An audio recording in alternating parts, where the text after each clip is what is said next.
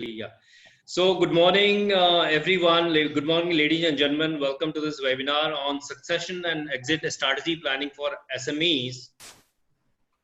We have, very distinguished speakers with us. First, we have Mr. Ashutosh Jatia, founder, Emery's Holding. Mr. Jatia is holding a degree from Bradford School of Management and London Business School. And he believes a business is obliged to enrich its shareholders as it owes its existence to them. Mr. Ashutosh has experienced SME's tremendous value creation and walks the talk through his SME private equity investments and succession issues, growth, exit issues of SMEs. Emrys Holding Group has been successful for 200 years and is owned by the Jatia family. Started in way back 1850 as a trading cum financing entity, Emrys Holding Group developed into a leading aggregation of small medium enterprises across India. He was also chairman of MSME committee of EMA. Welcome, Mr. Ashutosh Jatia, to this webinar. Thank you very much for making it happen. Now, another very distinguished speaker we have is Mr. Suraj Malik, partner BDO India. Mr. Suraj Malik is a partner with the Tax and Regulatory Services with a focus on transaction tax practice. He operates out of the Gurugram office and has over 15 years of diverse experience with large accounting firms and family office. His areas of expertise include deal structuring, fund structuring, inbound investments, M&A transactions, corporate structuring, family office, and private equity. He has led and managed several transactions across multiple sectors such as media, hospitality, real estate, IT, SCJ, and other general manufacturing industries. He has also advised and implemented one of the largest family settlements in India, structured and executed succession strategy for HNIs and entrepreneurs. Suraj has spoken on various national and international events organized by the different institutions and also co-authored articles on various M&A related topics. Welcome, Mr. Suraj Malik. And we also have Mr. DP Goel, who is an entrepreneur and runs a company which is employing more than 500 people in Gurgaon. They manufacture transformers, and he's also the co-chairman of our MSME committee, very active, Mr. Goel, and he has given extremely useful suggestions to the Ministry of MSME during the restructuring, during the package which was announced by Ministry, and he has been regularly interacting with the MSME Ministry for the welfare of MSMEs. So with this, we would begin the program. First, I'll invite Mr. DP Goel, co-chairman of MSME Committee, to give the welcome address for today's program. Thank you, Dr. Mehta. Very interesting introduction of Mr. Ashutosh Jatia, founder, Emrys Holding, Mr. Suraj Malik, partner, BDO India. Ladies and gentlemen, a very good morning to all of you. It gives me great pleasure to extend to you all a very warm welcome on behalf of PSD Chamber of Commerce and Industry and on my own for attending the webinar on succession and exit strategy planning for SMEs. This is one topic which I think has never been discussed in the past in any of the platforms which I have attended till date. And this is a very, very useful topic as far as I know about the SME sector, because entrepreneurs like us, they start the industry and they never think of that who is going to succeed the industry. Maybe my son, maybe my grandson and his son again, but are they capable of taking along with them or growing the industry on the concept on which it was initially started? So the objective of the webinar is to help you understand the proper planning to build an effective exit and succession planning strategy to manage the sales process, raise capital, manage succession planning, create wealth for owners, executives, and employees, and save on the taxes. I am especially thankful to Embreeze Holding, Knowledge Partners, and Video India advisory partners for today's webinar. Friends, ESD Chamber of Commerce and Industry is a leading 115 years old national apex industry chamber of India. It has been active participant in the Indian growth story through its advocacy role for the policymakers and regulators of the country. Regular interactions, seminars, conferences, and conclaves allow healthy and constructive discussion between the government, industry, and international agencies, bringing out the vitals for growth and having about 130,000 companies as its members with a total focus on development of small and medium enterprises. Succession planning is a long-term exercise, be it inducting the next generation early, identifying strong professional talent to run the scouting for the exit opportunities that deserves the serious attention of any entrepreneur who has aspirations of leaving a legacy of business that he has built with passion. Small and medium enterprises also deserve the same degree of importance in succession planning and business continuity, but many entrepreneurs don't take serious note of it. Progressive entrepreneurs who take success planning face several challenges in the endeavor, many of which are unique to SMEs in India. It has been seen SMEs business that are exciting for the first generation may actually not be attractive enough for the next generation. For instance, an auto ancillary unit started a few decades back. It may not excite the current generation. Though equally enterprising, the next generation may want to try its hand at developing mobile application, software, or become a green energy company.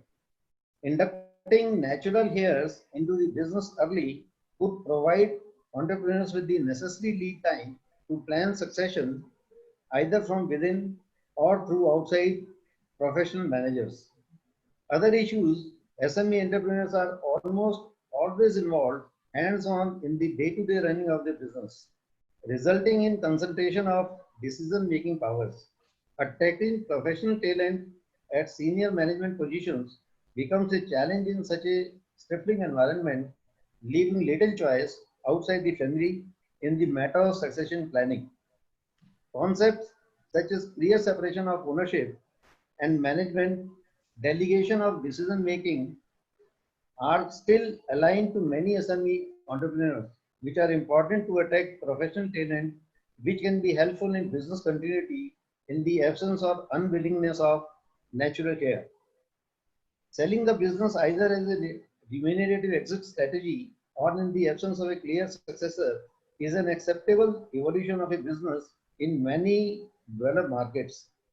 However, it is not even considered an acceptable solution among several older generation entrepreneurs in India. Social stigma in the business community, fear of getting branded as a failure, emotional attachment to the business, and genuine concern for employees are the most common reasons for SME entrepreneurs not pursuing business exit as an acceptable position. Absence of an active platform or exchange for such transactions and hence long time taken to conclude an exit adds to the reluctance. Succession planning and business exits are two equally important elements of deciding when a business should change hands. Succession planning is an ongoing process to identify and replace the key people, not just ownership managers. Succession planning has been around as long as family business themselves. Historically, the family firm was often passed down to the eldest son, even if they were sometimes reluctant to take on the responsibility.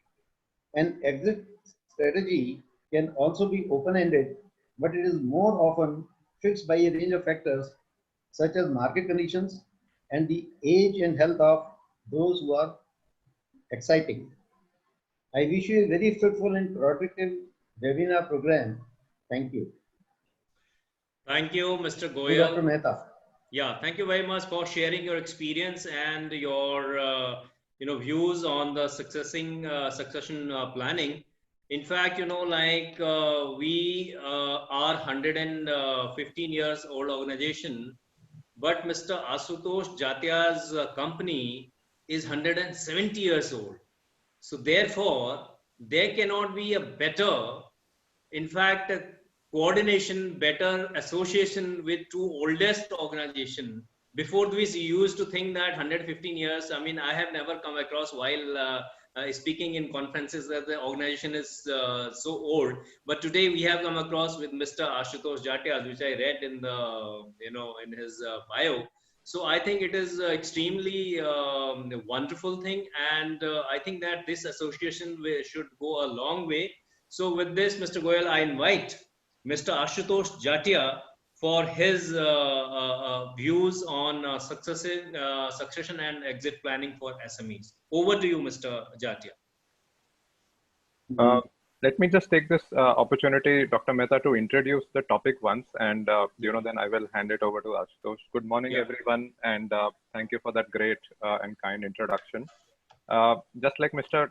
Goyal mentioned, he's attended a lot of webinars around MSMEs, SMEs, and he mentioned that this topic is not spoken about enough.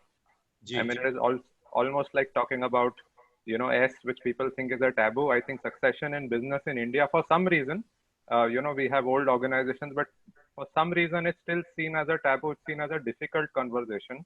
And today what Ashutosh and I am actually going to help you all is to at least initiate that process, because that is something that is needed to survive. So just like there is a family tree concept, we call this as a succession tree. And it's linked to, growth and whatever we value. So let me just start off by, laying down what you would expect in the next 1.5 hours. What is common from all of us, right? We all have a family. That's common to everyone out here. What is also common to everyone out here is we have dreams and we have aspirations. No one here who's listening to this can deny on any of these two. Now, most of our dreams, most of our aspirations are, we are motivated by building value, but it doesn't end there. We are motivated by building value that endures. That is what keeps us going. It's not that you created value and you get santushed and you say enough, but the motivation to keep going every day, whether you're in salaried or in business, is to build something that endures. We all like to see lasting. I mean, everlasting love is one thing, but in business also, what gives us the kick is something that endures and lasts. Given our country and how complex business is, hats off to all the entrepreneurs here. I mean, it is complicated, and I'm sure it's daunting, and you get drained in the operating complexity of the business. That gives you little time for focusing on endurance of the business, and which is what succession and exit is, going to be relevant to all of you generally. Let me just move to the next slide, as I say. So really, wealth, we are not really going to tell you how to make wealth. You guys know it better than any of us, but focus is to preserve what you value. And you've spent so much time in growing it. There's so much of history of risk taking. There is so much of hard work, sacrifice gone into what you've created, and it deserves, just like health is neglected, I think wealth preservation is neglected. We have enough statistics to say that by third generation, most people are back to where they started, and sometimes even worse. So first generation is creator, second generation somewhere survives, and by third generation, given family, the destruction also starts happening. And the reason for that is lack of planning, no other reason, or lack of communication. Hence, re-emphasizing that you need a plan, you need a roadmap just for anything else. You need to create that to preserve wealth, to build legacy. Don't get into that thinking that this will get automatically sorted by time. It does not. Only destruction will happen. Don't cut, copy, paste from what you saw your neighbor or your friend do it in his family, because all our families, all our emotions, all our egos, all our thought process are different. This is not a template driven work that you would think that someone would give you a template and you can just, follow that checklist. It's very individualized. You need to think about leadership, succession, grooming, building capability while you plan this. a lot of SMEs, MSMEs need to institutionalize them. It's so much centered in the owner or in the leader that the process are not institutionalized enough. The structures are archaic. They're not aligned with what current laws or what current regulations require them to be. And finally, I mean, which nothing can overcome intent, but only communication. So you need to practice that in a structured way within the family to eliminate any conflicts or misunderstandings, etc. So before I hand it over to Ashutosh, the takeaway, from my side is that money, you might have enough. That money can never buy harmony. So if you are planning to continue the business through generations, I'm going to come back to this conversation in about 30 minutes or so to talk about succession. But I will now hand it over to Ashutosh to talk about exit planning if you are someone who's looking at unlocking value and monetizing value of your hard-earned business and assets. So over to you, Ashutosh. Thank you, Suraj. Good morning to everybody. Thank you for taking time out. I'm sure these topics must be of interest to you. That's why you're here. Dr. Mehta, thank you for the kind introduction. Yes, I come from a family which has been in business for a long time. I'm one of the later generations. Obviously, a business family which has been in business across such a long time has seen its fair share of ups and downs. Some of it I'm aware of, some of it I'm not, but it does teach you a lot. And definitely going to what Suraj said, families don't take a long time to go back to where they started from. As they say, from shirt sleeve to shirt sleeve. It takes no more than 3 generations, statistically speaking, in most cases. Obviously, nobody aspires for that. Nobody wants that, but statistics prove that that's what happens typically in most of the cases. What I'm going to be talking about, and we'll move on to the next slide, will be on exit planning. Now, the question is that I'll start off with a small story here, and I'm sure most of you will be able to resonate with this story. It's about a gentleman, Mr. R.K. Gupta, whose name, by the way, has been changed. And he, as you would be able to see from the slide, started out small after having gained work experience. Somewhere down the line, he became an entrepreneur, did well for himself. And by the time he had crossed his middle age, he was about to enter the old age. He had done well for himself. He had set up a reasonably good business, but he was definitely troubled. We'll see it on the next slide. The question that was always weighing on his mind was that there was no one to carry forward this business. And this is a situation which is very typical of SMEs across the globe. It's not specific to India. But it's important for me to share with you what's going on in India because it's not talked about much. It's not discussed much. Reasons are obvious. In most cases, kids are not interested. Sometimes kids are not there. The entrepreneur started because he was passionate. All entrepreneurial journeys start with passion. And as Mr. Goyal said, while they start out with passion, what they do not know is how to approach the end game. Who's going to carry forward the business, or if there's no one to carry forward the business, what's going to happen to the business? Will it die a natural death? Will there be value destruction? Mr. Gupta chose a wiser path. He decided that since there was nobody to carry forward the business and he was still not too old, he decided to go down a path which involved exit planning. Why do we say exit planning? Why don't we call it exit? Because exit comes difficult to SMEs. Exit is not something which is difficult for a large enterprise because they have what it takes for the business to be sold readily. I'll come to that later. But SMEs have a lot of challenges when it comes to selling their business by virtue of their lack of critical mass or so on and so forth. So it requires planning. It's not an easy sell. So he decided to enter and go down the path of exit planning because he realized that he can't continue forever. He wants to preserve the value of the business he has created by devoting a decent part of his life to that. And that value should ultimately be enjoyed by his wife and his children. So planning is a must. We'll go to the next slide. A lot of people ask me what is exit planning, because in India, nobody has really talked about it. While in the Western world, it is an established process practiced by many. I would simply say, for ease of understanding, and I'll quote, exit planning is the process of preparing your business to convert the equity value, which is basically on paper, into real cash. Real cash is the money that the entrepreneur would like in his hands by exiting the business, which can then be put to use the way he deems fit. So as I said, exit planning is preparing the business for exit, the process of preparing the business for exit. And there is a slide later on which will lay down the steps which are required to do that.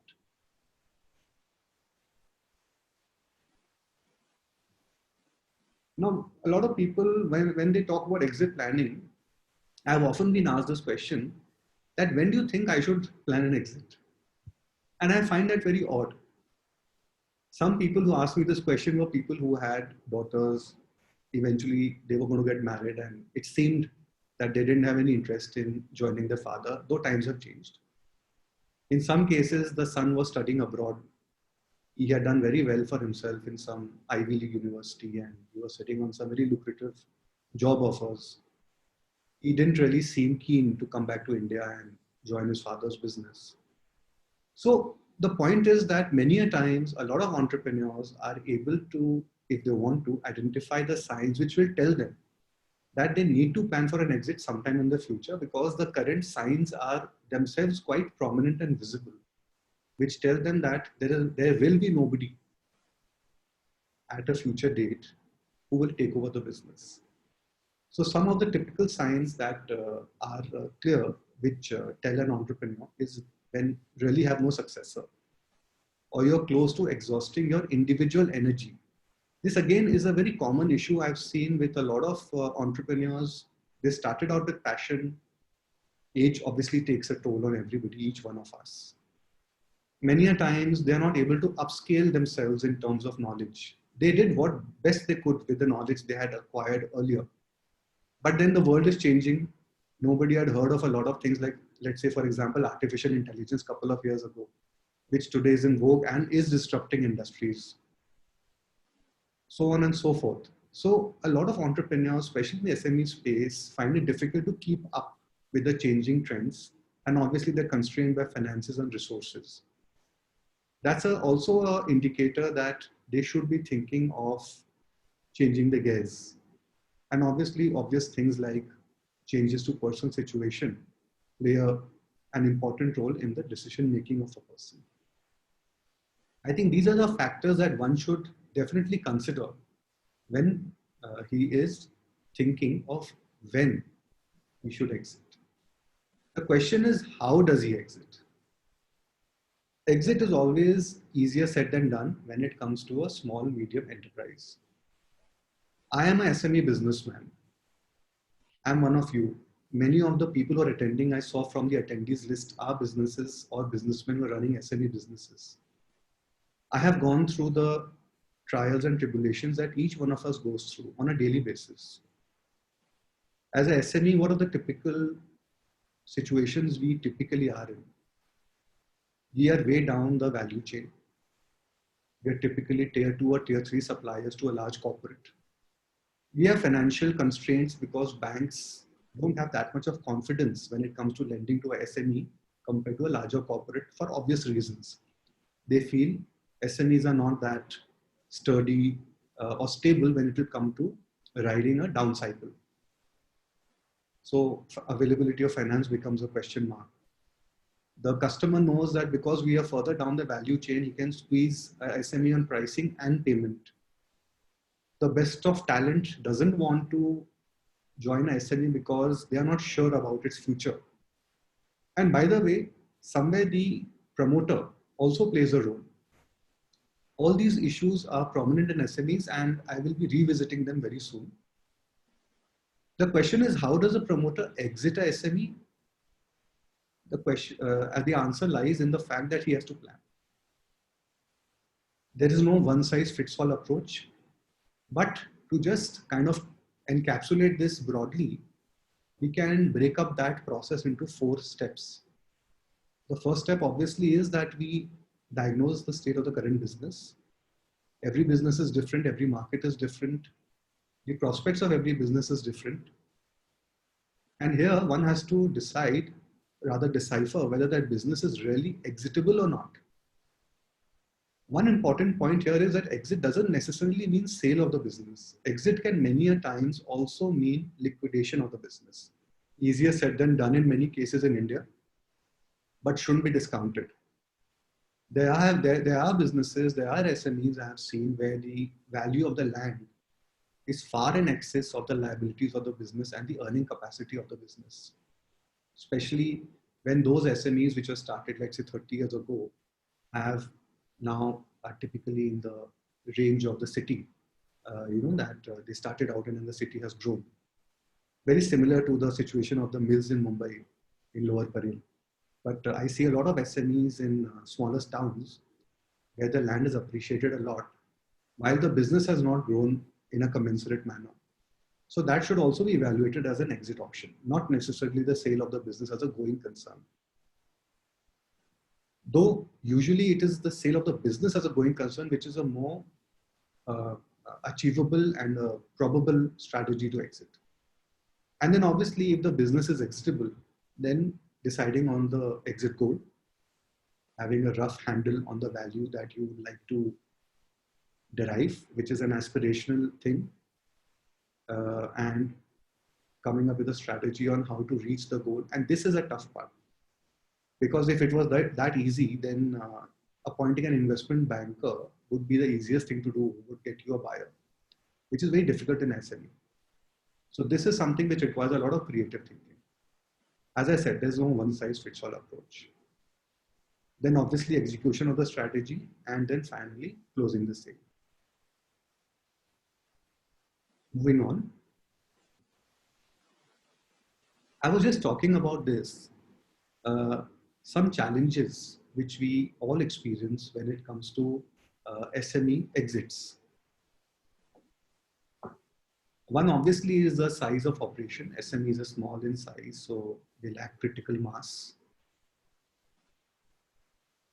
The nature of business, strategic differentiators usually are absent in a SME. Now, what do I mean by this? I'll just take a minute to explain this. The SMEs that I have come across are typically businesses which buy commodity, convert it into something else and sell it. The value add they get is not substantial. While it may be enough to maintain the lifestyle of the promoter, it is not enough to kind of take the business to the next level. When we talk about businesses which sell on the back of brands, SMEs have a lot of challenge on their hands again, because brand building is easier said than done. And at best, I have seen SMEs who, if they're able to build brands, get restricted to being regional players. They're not able to go beyond that, obviously because they lack the financial muscle to go for a pan-India brand building. Technology in businesses where technology is a differentiator is obviously a very big limitation. Like the business that I was in, technology was a very important differentiator, and we had a lot of challenges acquiring it, stabilizing it, migrating it to our setup, because it was not that easily available, and the kind of resources that were required were beyond our capacity. It took us time to get there, and not everybody is able to do that. So strategic differentiators, while they are very important for the growth of a business, are typically absent in SME. Something which SME owners are responsible for, and I never ever shy away from highlighting this to any of my SME friends, is what they do to make life miserable for their own self. Their finances are usually not in order by their own choice. The record keeping is not very systematic. The accounting practices are questionable. I understand there are reasons why these happen, because I come from SME background myself. But what worked till now is not going to work in the future. And if one is able to figure that out, and reform himself, you have to trust me on this. Life changes for the better. The old way of working, which worked when the taxation was very high or when there were other issues which I don't want to get into, those things have changed, and it's high time SMEs change their mindset. And trust me again on this, that if you're able to change your mindset on finances, on how you maintain finances, a lot of other things which are not related to finance will start falling into place. The first thing which will fall into place is the kind of people who are going to be joining you and working for you. If you look further down, governance and management, decision making is usually concentrated around the owner or few of his confidants. Why? Is it because these people are highly professional? Are they highly competent? Or is it because the owner, by virtue of not having a lot of transparency in his operations, needs them? Transparency always leads to good people joining our organization, and that ultimately leads to growth of the organization in some aspect or the other. They are all interrelated. So it is my sincere request to all my SME friends here, based on my own experience, this is not theoretical stuff I'm talking about, that please try to clean your books, keep them clean, and you will see a sea change in the way your business runs. ESG is again something which SME businessmen think is an unnecessary burden on their heads. But when you talk about SME exits, and suppose you get good buyers coming in and looking at your business, whether they are international companies or even large corporates in India, these days they all focus on ESG. And if the SME has a history of not taking care of its ESG commitments, or if there are cases in that area, it's a challenge for them. And lastly, which is true for the SME ecosystem, is that when it comes to establishing a value of a SME at the time of planning an exit, it's very difficult to value the company because there aren't too many comparable benchmarks that one can look at. So it is a bit of a challenge which can be overcome, but I just wanted to highlight and share. Moving on. Sure. So Suraj, I think I'll hand it over to you, because I have by and large covered all the points in exit planning. And if there are any questions, then obviously we will take them up in Q&A. All right, Ashutosh, thank you. And I was so mesmerized by your, hard hitting and very, very pertinent points, which I'm sure has put every business owner in a lot of thought process now. So let me just try to sort of continue to, and, I seek advance forgiveness because we are being very, straight to the point on this, but it will appeal to you, and maybe it is resulting in a lot of unlearning. More than intuitively, what we are speaking is also, fairly easy to understand if you think about it. But just like my friend Ashutosh attempted to define exit planning, I took the liberty of then started to think that because people will ask me, what is succession plan? This is also a process, just like you saw exit planning was a process. Succession planning is also a process. This is a process of protecting your wealth.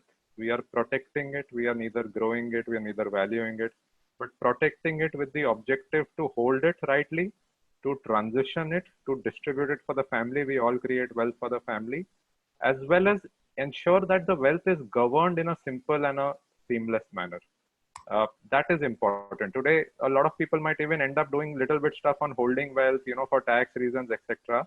But they often neglect the governance part of wealth. And, as we see families move into generations, and we have people, over here on the panel, etc., who will agree that governance becomes more important. People want to clearly see what their entitlements are, clearly want transparency on how decisions are taken. If someone is choosing to be passive in a family business, it has to be encouraged. Unlike disguised employment in agriculture, everyone will start jumping into a business. If they see there is lack of governance, if they see there is lack of consensus building on how decisions are taken, how wealth is protected, and how capable and meritorious people are rewarded versus just seniority or versus just, an adult or a senior brother versus junior brother, those issues, right? So all that needs to now change, and a fresh thinking needs to grow in it. And it is a process. This is not something that will happen in a knee-jerk manner. A lot of people will think of this as tax, but I would say tax is the only small or limited tangible benefit that you will get out of this. There are a whole host of intangible benefits that come through planning for succession and ensuring that you create legacy and you continue to grow. Now, a successful person, not his knowledge, not his strength, not his money is actually also is, defining him. Actually, a successful person is a person who has a lot of willpower. And here I will come to will as a mode of succession, but I'm using will fairly figuratively to say that most people lack a will to find a way. And we all know whether the will, there is a way, but here for succession, there is a clear lack of will. And for strange reasons, most obvious people think that this is only for the large families. And because this is an SME, MSME audience, you might tell yourself incorrectly so that, this is only needed by the Ambanis, Tatas, Birlas. Why do we need it? We are, this is not for us. We will sort it out, or, some invisible hand will come, or some God fairy will come and do it for us. It's not going to happen. Wealth is always relative. It's relative to every person who has, no matter the size or scale of it, it requires planning. It can't be neglected. A lot of times this is also neglected because it's an awkward discussion to have. Of course, you will have to challenge status quo. You will have to go and ask people what they are expecting. You will have to sort of whatever is informal in the family in terms of governance or in terms of old structures, directorships, etc. Someone will initiate this conversation which will change the status quo, or which will change the decision-making process, and that brings with it awkwardness, which resists people from going for it. There are also perception issues on what is fair versus in reality what might be fair from a outsider perspective. And when you are a patriarch or you are current leader of a business, whether you inherited or you created, you will start feeling that what you perceive for your family or for your children or for your siblings is the more fairer thing to do vis-a-vis what they might be extinct, or vis-a-vis what would really be fair from an independent outside perspective. And you have to break those shackles. Just like anything, you need to go to a doctor if there's a health issue. This is a business health issues. You have to share your health issues with your doctor, only then he can cure it. An outsider advisor can bring in that level of independence and objectivity, but you have to open up to them. The family has to open up to them. You can't engage an advisor to create or cause a dispute, but you should ideally engage an advisor, open up to say that this is what we want. We want to survive. We want to succeed through generations, and open up to them on whatever are your challenges, because challenges in your family would be different from whichever advisor, no matter how much experience he would have, would be unique, would be different. And even if it would be same, the solution would be different. So you have to open up to all those things. This will require giving up on control in some cases where it's centralized or where it's de facto with a few people, and the thoughts of giving that up can be daunting again. All that can be achieved. A fine balance can be achieved. I'll come to how, but just don't resist for it. People sometimes think I've sat over a coffee table or over dinner and told my family that this is what I have in mind, this is what we will do. So oral, communication with a KG way on a very broad board, 30,000 feet, people feel that I have done it. Now I can just sit back and, let them figure out, or let me leave some amount of ambiguity so that they continue to respect me or chase me, or do nominations and not inform, etc. All this in current age and time is clearly not sufficient. You need to, just like you document a business plan, you document everything else, a contract that you do on business, you need to document your succession strategy as well. And few people who are the intelligent ones will realize this is a complex task, and that complexity will overwhelm them to do this, right? So that also is there. I mean, there will be some of you all who know whatever I'm saying is true, but you will say, "Bahut complex hai, bahut difficult hai, let us procrastinate it, because that's the easier thing. And, let's focus on the next debtor that we want to collect, or the next, crisis on the operating side we need to do." All this, you'll have to unshackle, you'll have to go beyond this and plan for succession today. And now for you to relate, I know because everyone is a different family, I have a small axis. On the x-axis, I have G1, G2, G3, and G4, which are generations of family in the business. And on the y-axis is just what we are calling, or we are trying to see that what are the, you can see the challenges keep going up as the generations keep going up. But they are there across, right? So if you're a first generation family business, which I call a sole ownership, for you, the biggest challenge on succession is to create a common purpose and vision within your family. How do you get everyone to align with what you've created, to value it, to make sure that they associate with it, whether they are active or passive, and grow? And succession and legacy actually originates there. So even a generation one business needs planning for succession and legacy. It's not something that will kick in the subsequent generation. As you grow, typically it becomes a sibling partnership. You involve your co-brothers or family, cousins, etc. coming in. Here the challenges change to communication and decision making, because most disputes actually are communication based.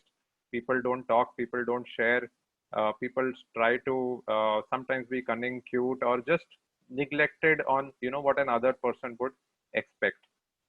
There are also these thoughts we see in larger groups or smaller groups. People try to weigh between, is it meaningful to work together, or get rivals or split up, right? And both have their pros and cons, but by and large, trust me, the experience is that families that have stuck together manage to have resolution around their differences have grown exponentially versus families who at various stages said that let's split and pursue individual glorification. So there is a lot of merit in working together and in staying together.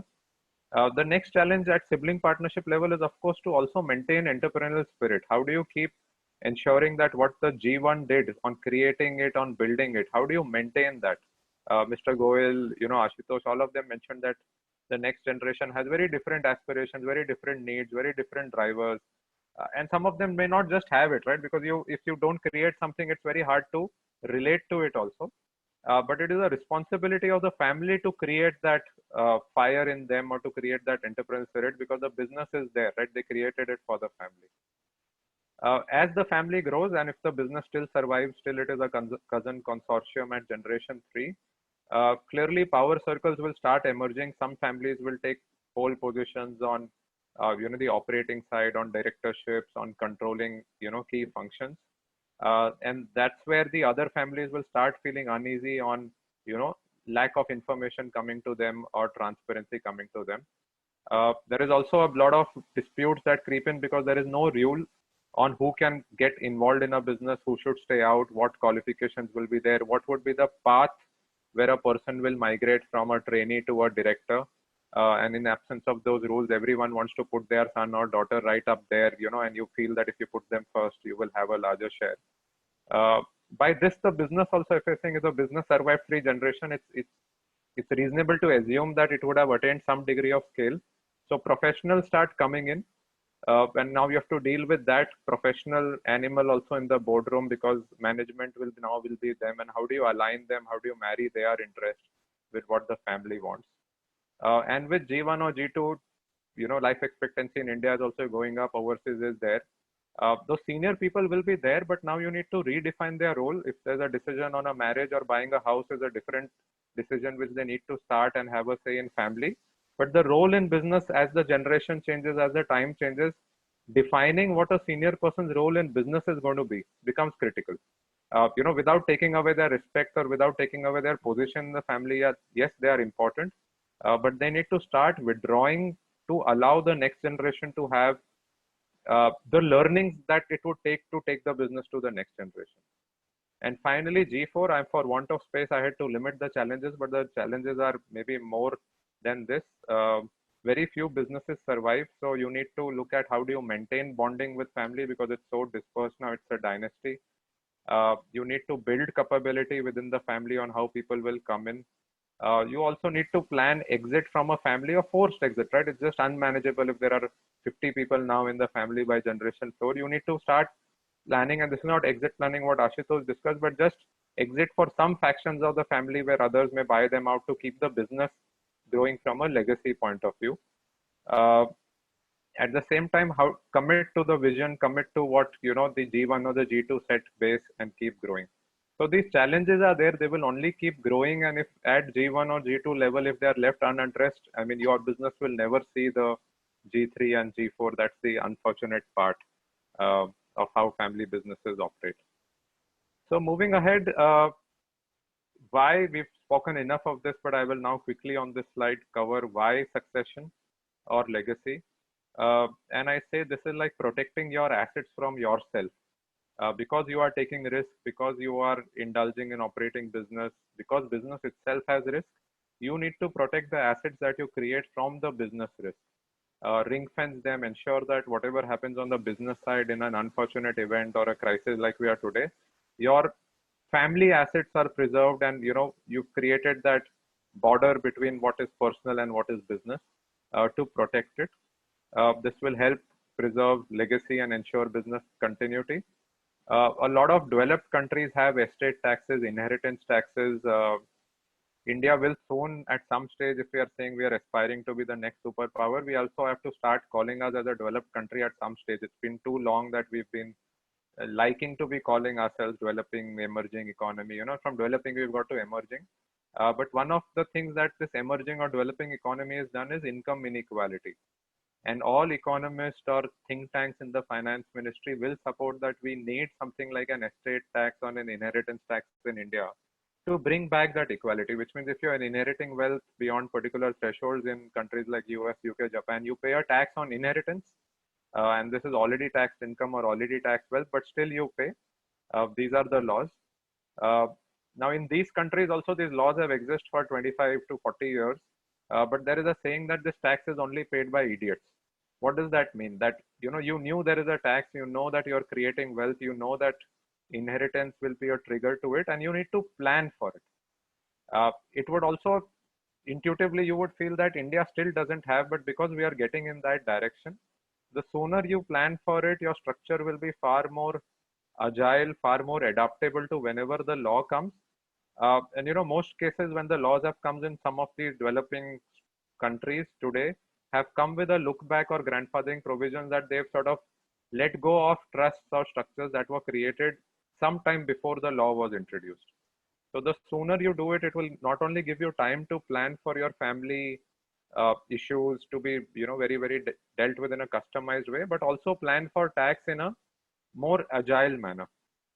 Transitioning to next generation has issues today. If there's an unfortunate incident in any family, people have to, in that moment of grief, they have to run around to get the wealth transitioned, because people are casual about even simple things like nominations or joint ownerships or just organizing wealth.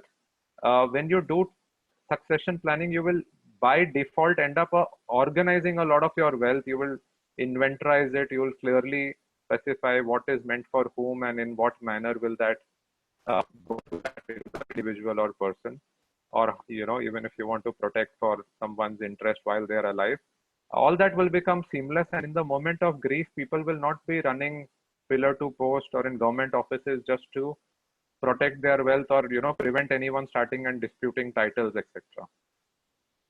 Succession planning at the same time will help you to an extent to plan for contingencies, including such events which no one, currently what's happening in the world, no one could have planned for this. But by you, this will think of contingencies and you will plan for those situations. The next one, as I said, there is no solution. If someone has bad intent in a family, that intent, I don't have a solution. No one will have that solution.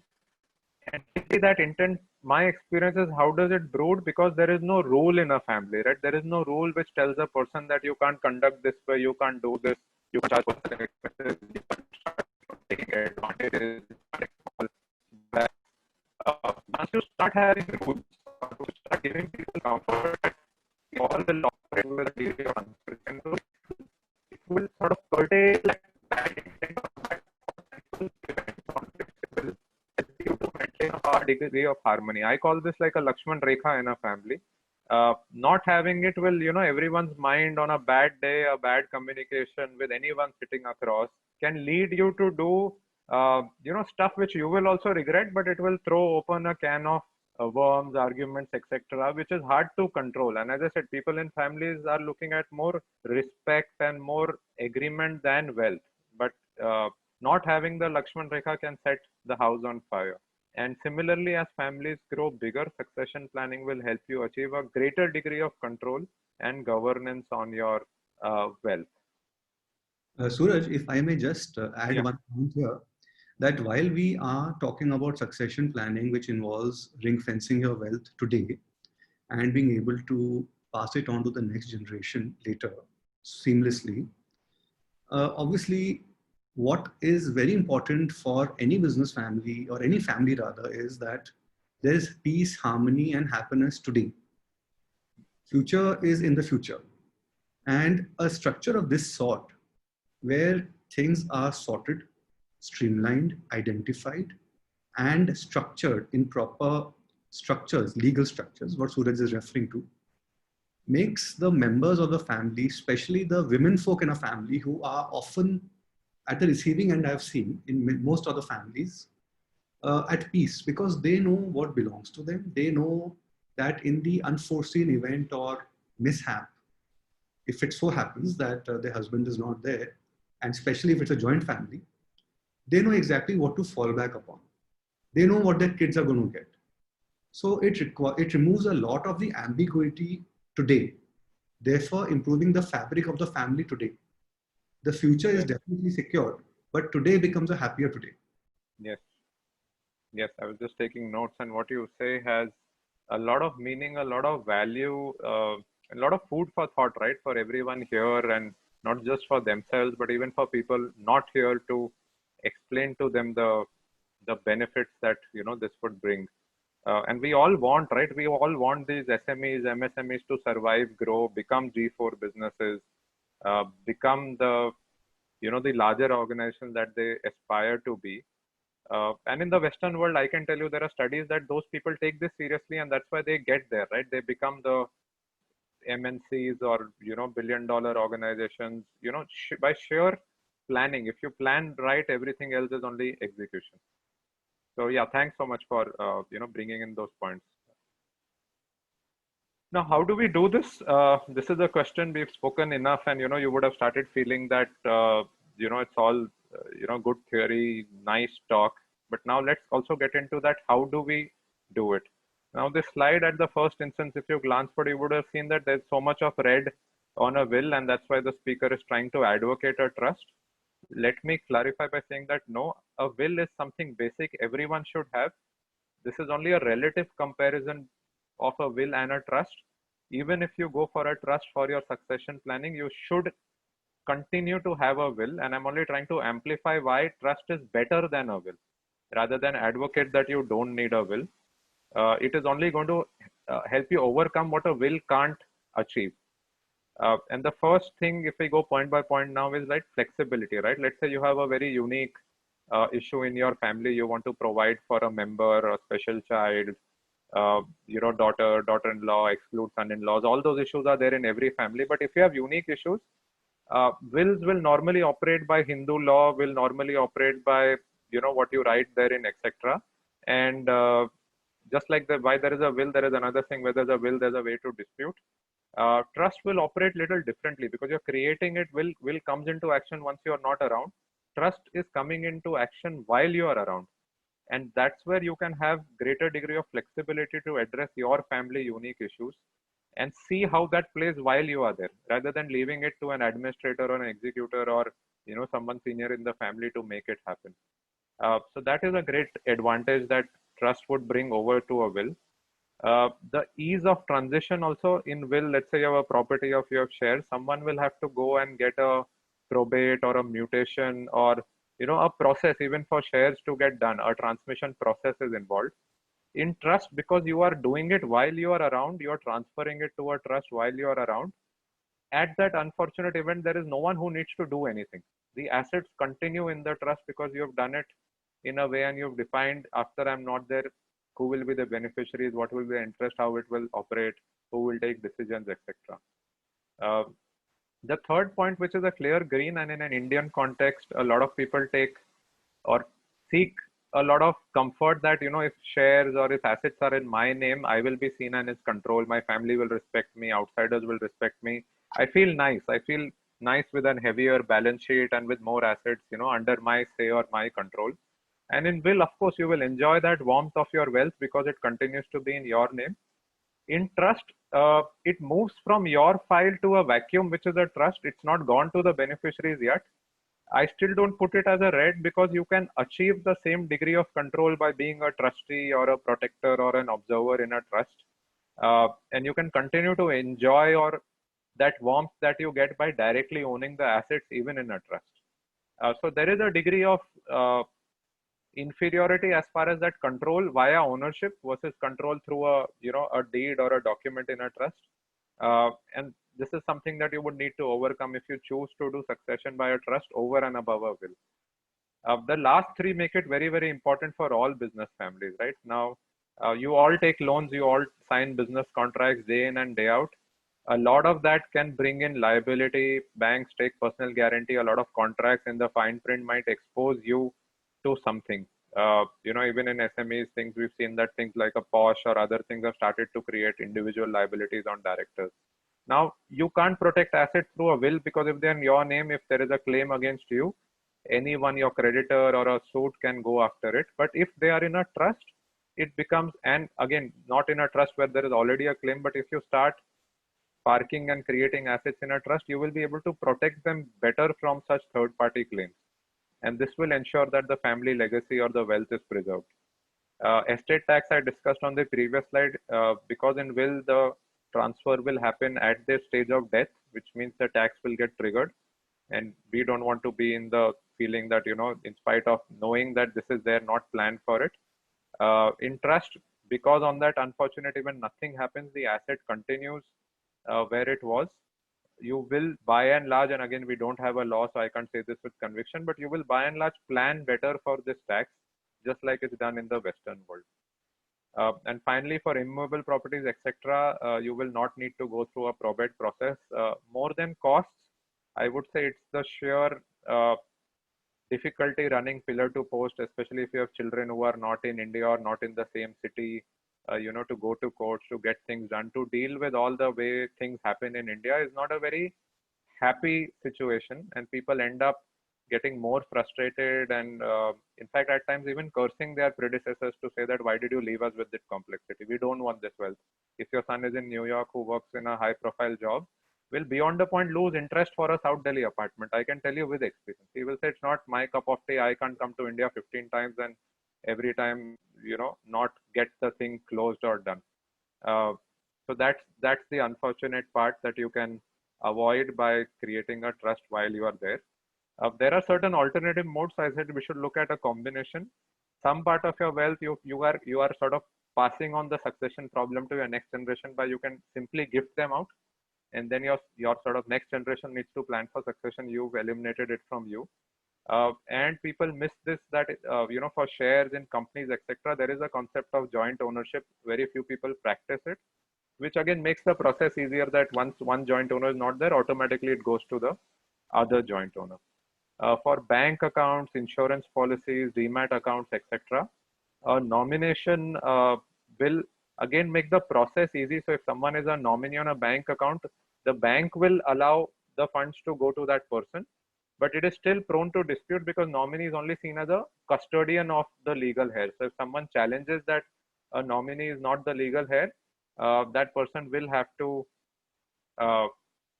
prove to court that I am also the legal heir and I have my entitlement. But it is again good to practice all of this in some degree of combination, depending on each asset and each case of the wealth that you have. Let me move ahead. So the next question that I typically get is who are, or what is it involved to create a trust for succession planning? And if you will see, there are essentially three parties. The first one, which is the asset owner, they are alternatively in various lingo called either the settler or the author of the contributor. The second one is, you know, the control, what I talk about, or the decision maker. This is like a board of directors on a company. They don't own the assets, but they control essentially all operating matters. Those are the trustees, and the beneficiaries are really the people for whose benefit the trust is created. all three, I mean, it's a contract between the settlor and the trustee. The beneficiaries are not party to this contract. They're only named beneficiaries. Today, another reason to think about doing this is for the last 3 years now, the government has tax laws which allow us as individuals to put assets into a trust where our relatives are beneficiaries, and there is no tax, either capital gains tax or tax under section 56 on the receipt of income. Specific provisions are there in the act to allow this. And an intelligent person might just take a cue that government has given a little bit of a breather and time, especially for the HNIs and business owners, to plan for doing this in a without paying any income tax. There are leakages sometimes involved in case of stamp duty for immovable properties, and you need to take a commercial call on whether that is like an insurance you are paying upfront to avoid any of the future cost on probate or on other things that will take to get it mutated, etc. So settlor will really decide who will be the beneficiary. The settlor can define at what stages or instances can the beneficiary be removed as well, and who will be added. And you can be as creative and as modular as you like in relation to daughters and son-in-laws and daughter-in-laws and extended families, cousins. So we have various relations in the Indian context, and you can specify all of that. Even if, let's say, a typical son-in-law or daughter-in-law, you can specify things like if the marriage sustains for a particular period, or if XYZ milestones are achieved, only then now interest is created, and that all is in your control as the settlor. Trustee is like a board of directors, so he's only doing in fiduciary position. We still have a more than 100-year-old trust law, but the principle globally is that trustee will act for the benefit of beneficiaries, and he has to, all his actions will be done in a manner where he can't enrich himself. He has to act in the benefit of beneficiaries. So anyone, even if you appoint outside trustees or professional trustees, you should be assured that there cannot be done, an action can't be taken which will impact your beneficiaries, and they can easily go and get an injunction, etc. Beneficiaries are the people who will get the benefit of the trust. People, just like you've thought of beneficiaries today, you also need to start thinking about and planning about who would be the next trustee, or how would beneficiaries get added. There is also important to sometimes unwind trust for some reason, so giving them powers on changing some clauses or bringing in some other things. All that can be in a very customized way per family, per situation, be dealt with and defined in the trust deed. And it's a fairly modular thing. You can achieve what you want through this.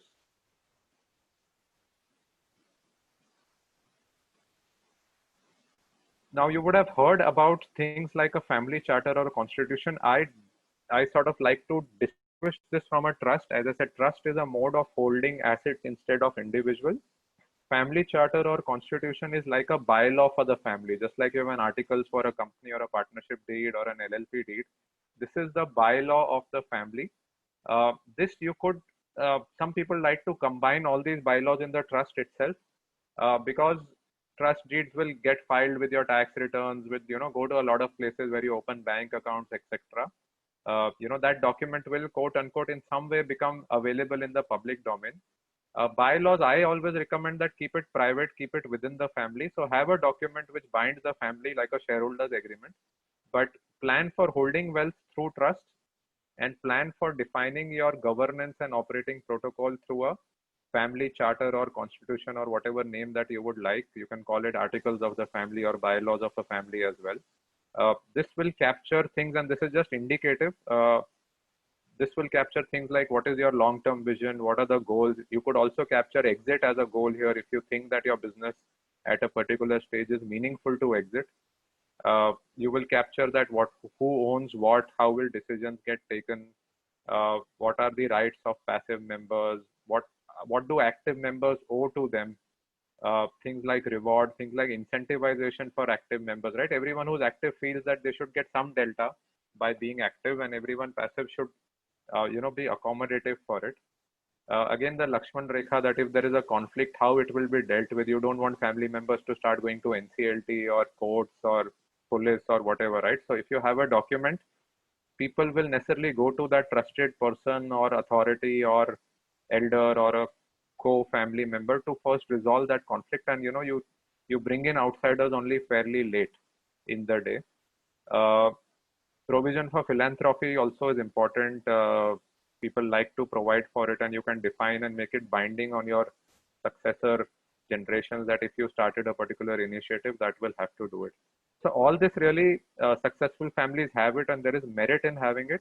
Again, it's a document that will keep evolving, that will keep building at every significant milestone in life. When there's an addition of family, someone passes away, or something different happens, you create new assets.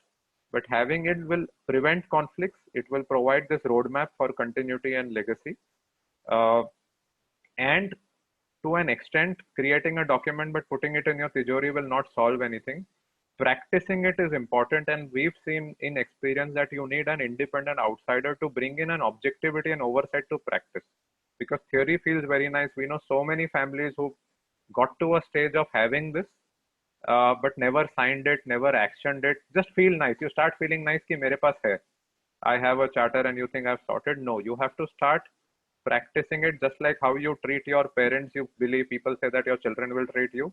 In the same way, how you treat business, and you have to practice it while you are around, your children will practice it only if you see you practice it.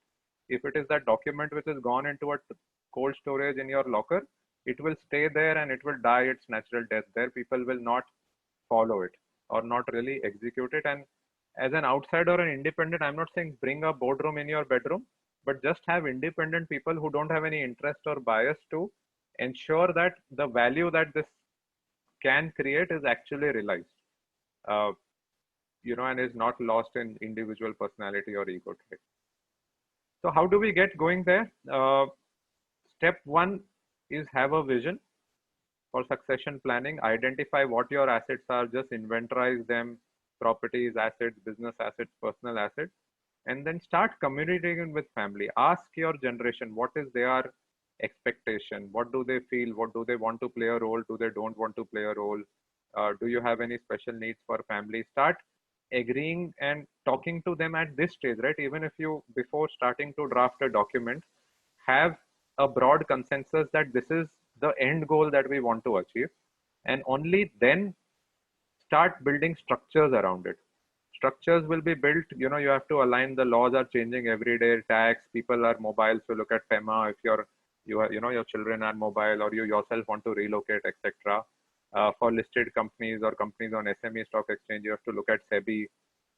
Stamp duty often is a transaction cost. You have to build structures because, while planning for this, we want to do it in the least cost way. And again, those structures can be tailor-made to meet your objectives. I keep saying this, don't think that once you did it, it will only be taken up by the next generation. You need to keep going back and at annual intervals or any special events, visiting it periodically. And just like Ashutosh mentioned, that strategy for exit is there. Implementing the structure is very important. Now for larger families, this will involve creation of a family office, which means your CFO or finance side shouldn't double up to say, I will also take care of family thing. Or if you have a wealth manager, wealth managers are great people. They understand all of this, but their focus is on growing wealth or telling you where to invest. Running a family or preservation really requires someone to tell you that, don't do this, or if this is what you agreed in the family trust or the constitution, comply with it. Don't try to be creative or opportunistic to earn that nominal return extra than what you would have. So larger families will expect a family office, your family charter. Smaller families should have a charter or an agreement. A lot of skill development will have to be done for the new generation to make them relate to the family business, understand the complexities. People are well educated, but I see a lot of, financial knowledge gap there. So that will have to be built.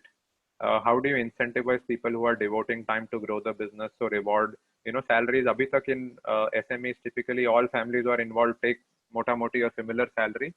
That's no longer the healthy way of doing it, right? You need to now differentiate and maybe incentivize active members and start having dividend policies, etc. for passive members.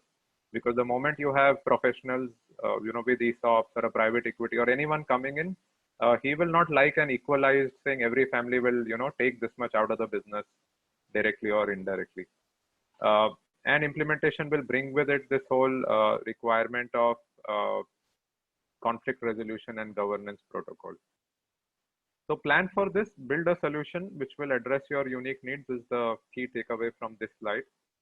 And perhaps this is our last slide. We'll very soon. I know we've spoken at length, and Ashutosh, you can jump in on this as well. But my key takeaways, and we both discussed and put this together, that this perhaps is the start of the journey for you.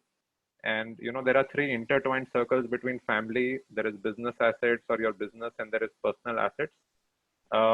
You will have to use your imagination to solve your family needs. Don't think logically, or don't just copy paste.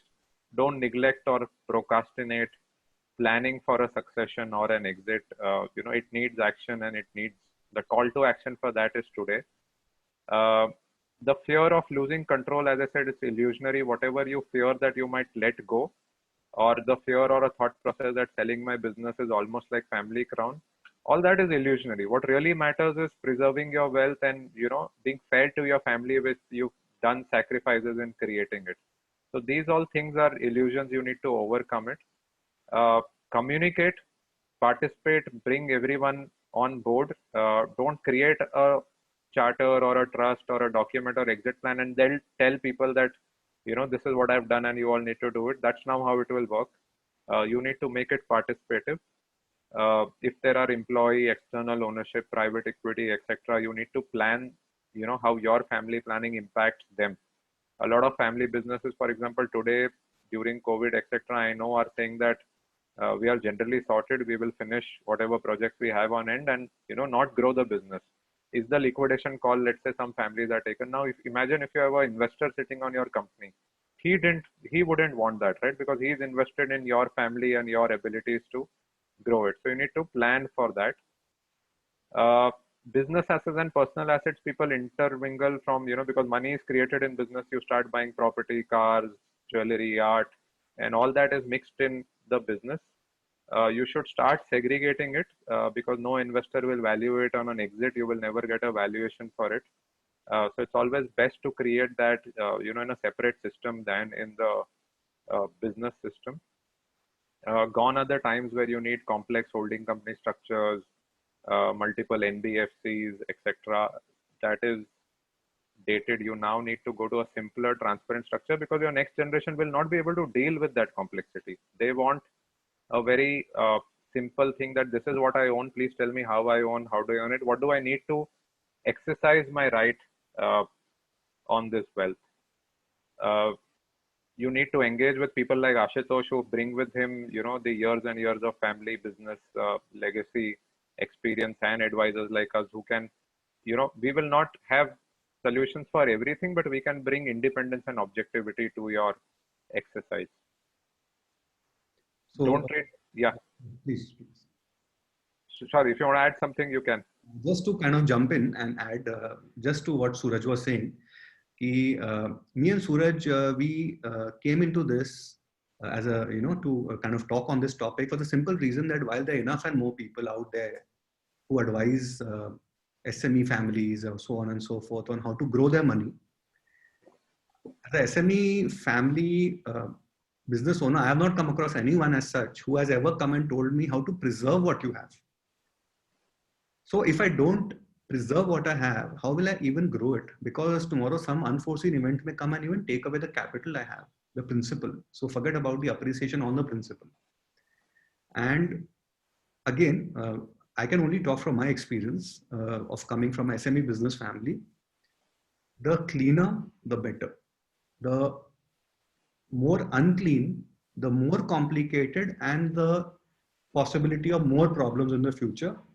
And thankfully, with increasing education of the new generation, they don't want all this unclean stuff either to deal with, and they don't even understand. And I'm very happy that they don't understand, because the only way forward is, if I can put it very saaf, suthra, calm, which can happen if you plan properly and you have a good intent. Gone are the days when we had to do what we had to do because of external reasons or internal thinking. It's high time we change. And there are people who are changing. That's it.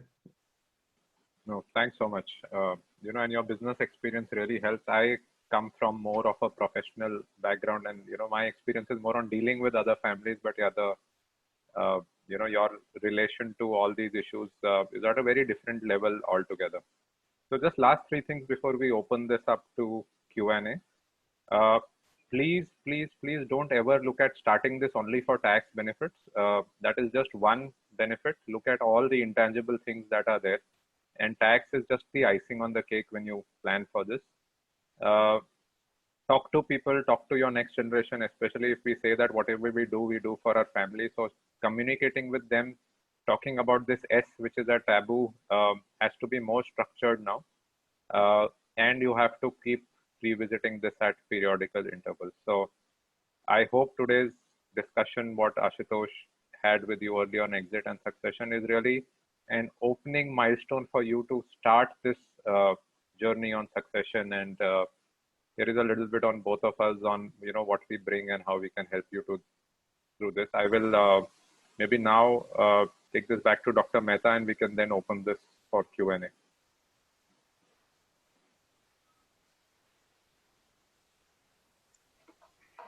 Yeah, thank you very much, Mr. Suraj Malik and Mr. Ashutosh Jatia, for a very detailed, comprehensive presentation. And most of it, in fact, it focused on, like Mr. Ashutosh Jatia said, that the cleaner the better. Definitely, I mean, this requires a lot of transparency, which people must have noted. And nobody really wants to get entangled in any legal battle in the process of exiting or succession planning. And also, Mr. Suraj has focused upon governance, and which is extremely important as planning. So these are some of the very important points that came out with the presentations both, and there are many other things which you have spoken. And we have some questions with us. So I'll just read it for you. And he writes, Mr. Govind Darbari, Dr. Govind Darbari. He writes, he writes that we are 60 years old MSME being run by second generation. The third generation is not interested in taking it forward. Is it possible to sell the business, keeping land and building with us and interest to the third generation? We have great respect to the marketing as an upright and technically smart organization. Operations are being handled only by one partner. So he has, I think, not given the full information, but what he is actually trying to ask is that he is a 60 years old organization now. I mean, he wants to sell it off, whether it will be a good proposition. If you would like to respond to that. Ashutosh, you were saying something, sorry, before.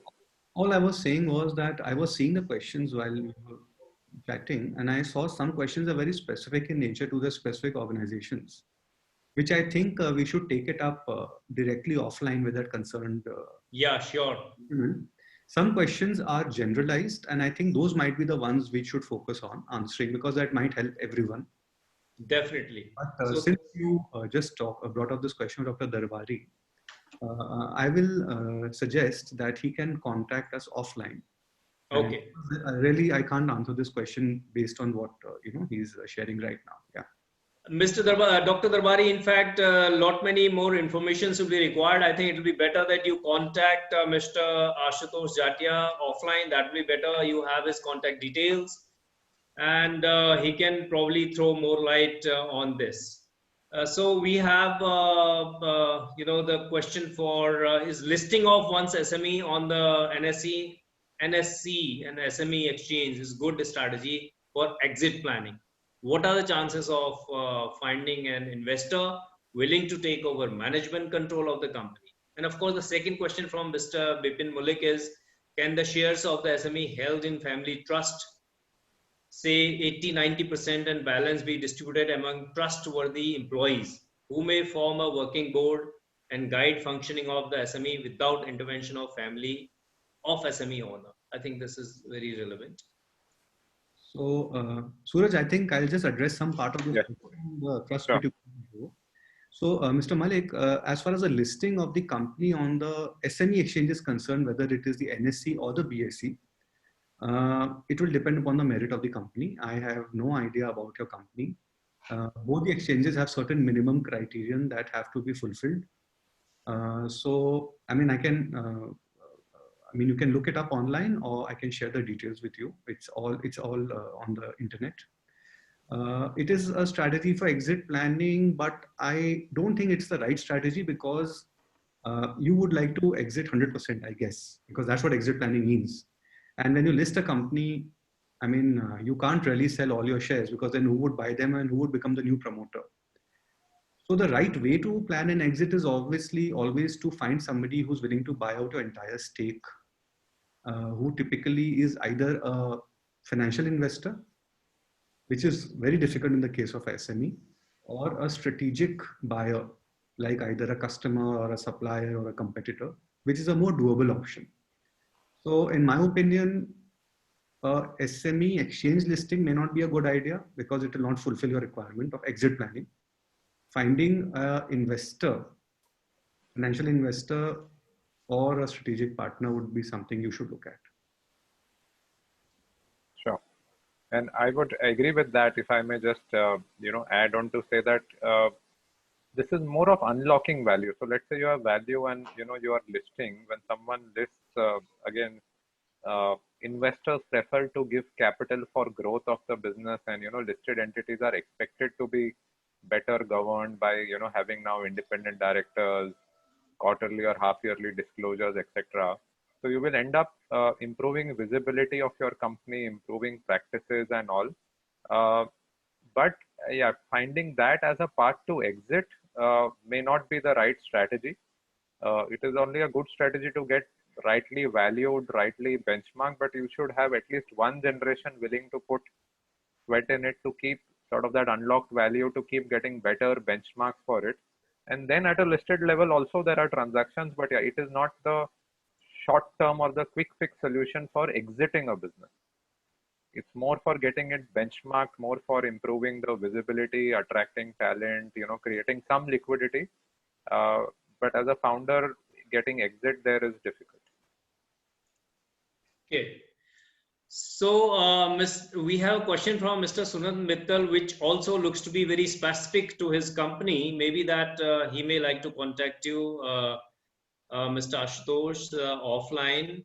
Yeah, I'll just take one point. He's asked, what is the ESG? So ESG actually is environment, governance. Governance.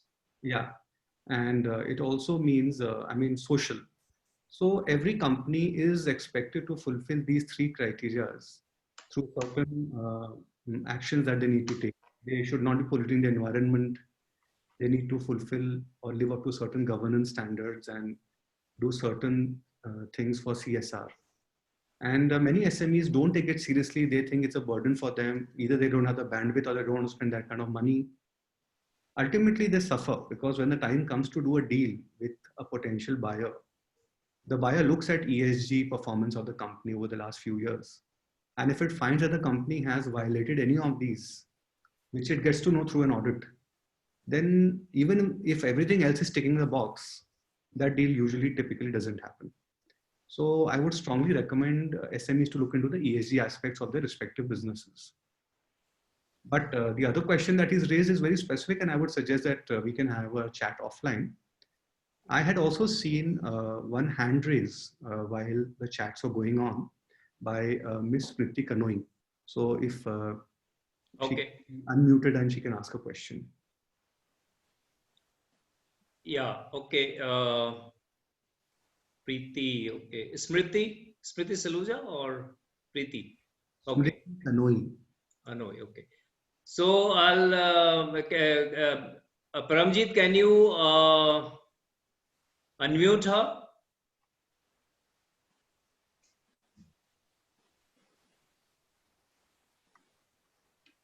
I don't see it here, but Paramjit, can you unmute Preeti? It is Smriti. Smriti. Yes.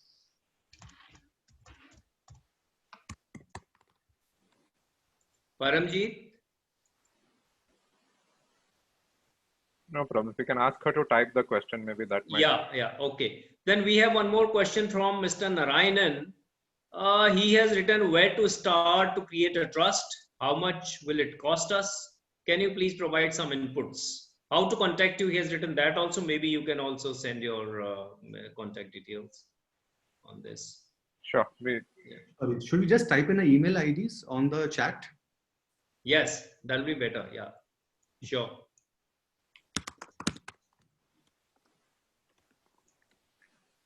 And we'll be sharing the slides. I mean, that has our contact details. So. Yeah.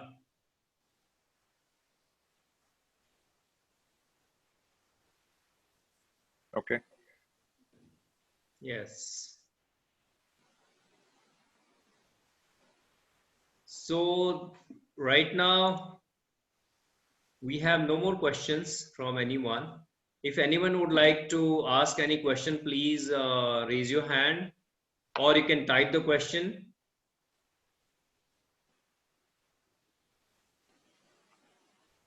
Yeah, Gautam. Mr. Gautam Chaudhary. Yeah. My question, as I had typed, what would be the best way to effectively communicate the details of succession planning with daughter-in-laws, because they are very important participants in the family succession now. All educated daughter-in-laws have a lot of influence on the sons who do the business. The answer will again be very different for each family, you know, and again depends on the circumstances, on how new that relationship is for the family and how settled and how engrossed or how relevant it is, you know, at what stage. But assuming that, you know, she's as much a daughter of the family, we've reached that stage in terms of acceptability, and you're saying there is influence. An influencer is as important a stakeholder as a, you know, beneficiary. And you need to onboard that person, because if you leave any misunderstanding at that end, it can throw all your plans that you've done so much hard work with, you know, for the sheer inability to understand or incorrectly understand, if I may put it that way. You know, the influencing power might just take away all the benefit that you would have thought through creating a succession plan.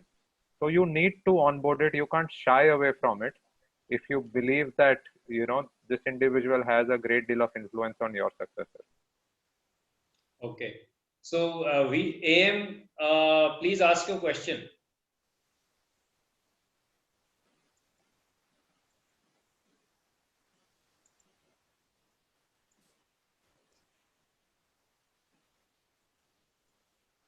AM, you have raised your hand. Would you like to ask a question?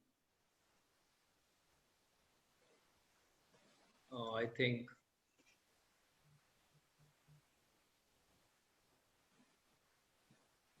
No, he's saying no. There's on the chat box. Okay, fine. So, and we don't have any more question. And with this, I think let us see here in question answer. Thanks and all that. Then, yeah. There's one comment from Ramesh. Yeah, one has come. What are the avenues to sell SME business to a strategic buyer? Both searching and typical steps to buyer is found. So there are two questions. I think, Suraj, why don't you take Mr. Ramit Chitkara's question first? Sure. And the question is to throw some more light on the different modes of succession, such as gift, trust, or other modes, and the scenarios where it is apt. I had a slide on this, but let me sort of quickly just summarize that. Gift is actually you are pushing the succession problem to your successor. So while you're alive, you've just given away the assets. And the other modes will involve, at the minimum, a will. Good too in business families, complemented by a trust, and further elaborated by a charter. Now this will be apt, as I said, will everyone needs. There is no one who will not need a will, irrespective of wealth. Trust, depending on the generation that you are in the family. G2 onwards, I would say it is more or less apt or required. Maybe G1, you can still work with a will if it's a small nuclear family and there are not too many confusions and disputes or stakeholders there. But G2 onwards are trust, and if supported by a family charter, that will ensure or increase the probability of the survival and success of the business. Even at exit, I can just, and I have recent experience now where, buyers, and today there is that ultimately strategic buyers want 100%, but they go through a staggered way. They will buy a majority and then they will take call options on future things. And I have seen deal documents or diligence people already asking a question that, do you have a succession planning in place? Because even the process where your buyer is first, let's say, buying 51 and gradually going to 100, he wants to know that in that 1 or 2 year journey when he's going to go to 100, if something in the family happens, that a big destruction in value.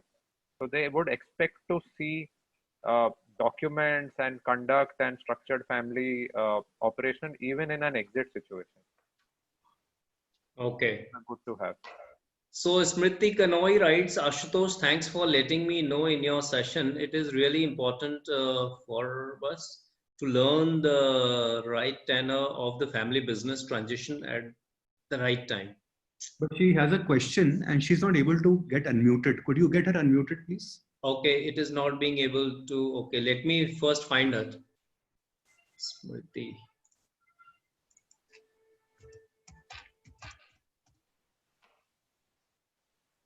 Kanoi.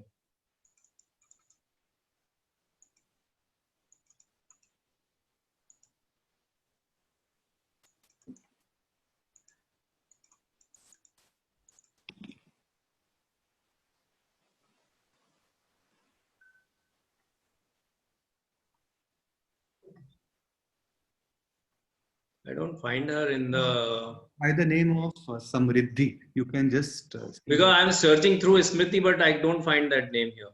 Maybe she must have logged in through some other name or... Yeah, the other name is Samri. Samri, okay. Dhi. Smriti, I got it. SK, no? Smriti. Okay.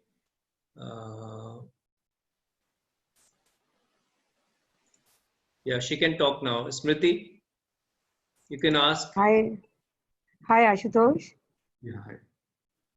So thank you first for letting me in, and it's really nice and important to understand how we can transmit our business to the next succession without disputes and with organizing yourself in a practical manner, which we ladies really don't understand, and it is most important in our joint families to have this done with pre-knowledge rather than getting into a debate later. So I think it's extremely important to learn and understand from you all what you all are trying to get across to us. And even few businesses which are not doing well to exit at the right time with proper knowledge, which we really don't have. So how could we get going in this, which is extremely important for us? So are you saying that, yeah, I would agree that it is very important for every business family to be very aware of how to manage their wealth, preserve their wealth. So is your question when to identify when to do it? I didn't follow. So my question is that what is the right process now further to take it up so that we can educate ourselves through y'all and go ahead in this? So as far as, so there are two things that we are talking about here. One is if preservation of family wealth, which Suraj was talking about. And the second is that if at all the family wants to exit a business, which I talked about, which again is linked to preservation of wealth that the business has created. I mean, you can always contact me offline. My email ID is there in the last slide of the presentation, even Suraj's. And we can then maybe take this topic offline of how to take it forward. And I really feel that every lady of the house also should learn this, because it really gets into a problem if you're not educated about these matters. Absolutely, and you're right now taking away my closing comments. So I will anyways be using these are for my closing comments. And really nice to see you on this platform, Ashutosh. Thank you. Thank you. So there's another question from Mr. Sunand Mittal. Okay. Avenues to sell SME business to strategic buyer.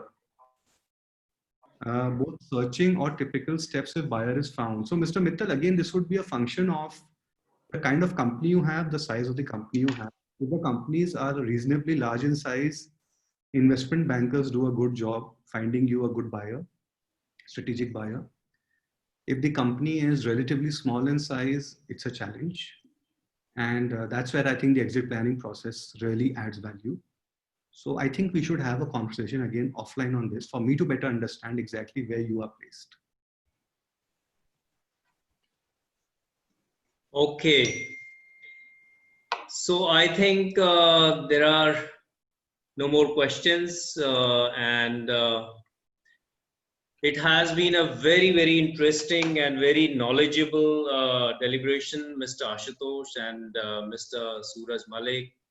And I'm sure that all the participants, they were highly benefited by your deliberations today, the kind of inputs and the kind of information that you have shared with them.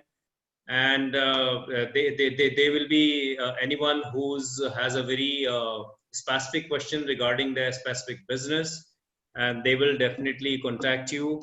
And on behalf of PSD Chamber of Commerce and Industry, I really thank you so much, Mr. Ashutosh Jatia, for sparing your valuable time and sharing your views with our participants. Also, very special thanks to Mr. Suraj Malik for having come here and shared your views.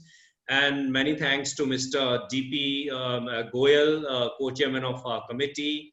And thank all participants who have come here and joined. And we look forward to having you again at PSD platform in more informative subject like this. And ladies and gentlemen, thank you very much once again, Mr. Jatia and Mr. Suraj Malik. Thank you very much. Just take a minute and just say something to yes, sure. I will not talk about any technicality. I just have one request to make to everybody who's listened to us all this while, that irrespective of what you do, how much money you have and what your aspirations are, please try to create more and more transparency in your family. And there are three stakeholders in any family I've typically seen: the older generation, the younger generation, and the women. All three have different requirements. And it is the responsibility of the patriarch of the family or the matriarch in the family to take care of the requirements of all the three verticals. So I just close with my humble request to each one of you that please try to create a transparent family. And I think a lot of issues will fall into place. Mr. Ashutosh Jatia, you made a very, very important point, because it is a transparency which creates the trust, and trust actually bounds the family. So it's extremely important. I remember your line, the cleaner, the better. So the same formula has to apply it in the business. With this note, we close here, and thank you, gentlemen, for your time, and thank you all the participants for joining us today. Thank you very much. Thank you.